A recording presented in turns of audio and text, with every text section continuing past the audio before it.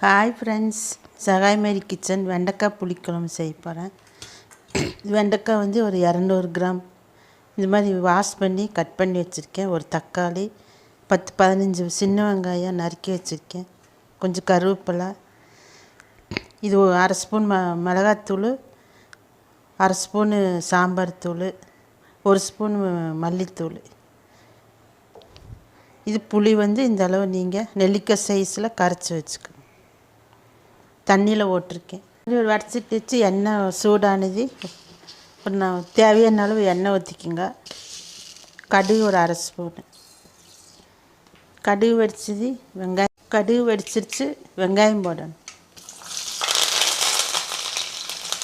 வெங்காயம் தக்காளி போட்டு நல்லா வதங்கணும். நல்லா தக்காளி வெங்காயம் நல்லா வதக்கிக்குங்க. ஒரு 10 நிமிஷம் நல்லா வதங்கணும். இந்த மாதிரி வதங்கினது நீங்கள் இந்த வெண்டைக்காய் போட்டு 10 நிமிஷம் வதக்கிக்குங்க. வெண்டைக்காய் இந்த மாதிரி 10 நிமிஷம் வதங்கினதுக்கப்புறம் நீங்கள் இந்த பொடி இதில் போட்டு ஒரு 2 நிமிஷம் இதில் வதக்கிடுங்க. வதக்கிட்டு இந்த புளி தண்ணி கரைச்சதை இதில் ஊற்றணும். இந்த தேங்காயெல்லாம் சேர்க்க வேண்டாம். பொடி மட்டும் போட்டு இந்த குழம்பு வைங்க. நல்லாயிருக்கும், நல்லா டேஸ்ட்டாக இருக்குது. சாம்பார் தூள் போட்டு செய்யுங்க, நல்லாயிருக்கும். போட்டு உப்பு கொஞ்சம் போட்டுக்கோங்க.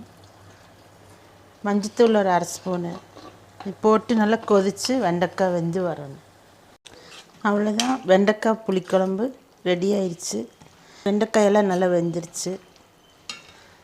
நீங்கள் இதில் கொஞ்சம் மல்லித்தலை போட்டு ஒரு ஸ்பூன் நாட்டு சர்க்கரை போட்டுக்குங்க.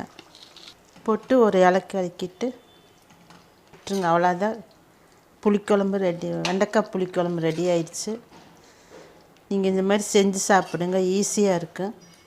இந்த மாதிரி சாம்பார் தூள், மிளகாத்தூள், மல்லித்தூளும் போட்டு வச்சு தேங்காய் அரைக்காமல் வச்சு பாருங்கள், நல்லா டேஸ்ட்டாக இருக்கும்.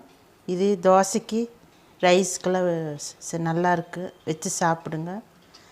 இது செஞ்சு வச்சு சாப்பிட்டு எப்படி இருக்குன்னு எனக்கு கமெண்ட் பண்ணுங்கள், லைக் பண்ணுங்கள், ஷேர் பண்ணுங்கள், சப்ஸ்கிரைப் பண்ணுங்கள் ஃப்ரெண்ட்ஸ். Okay friends, thank you.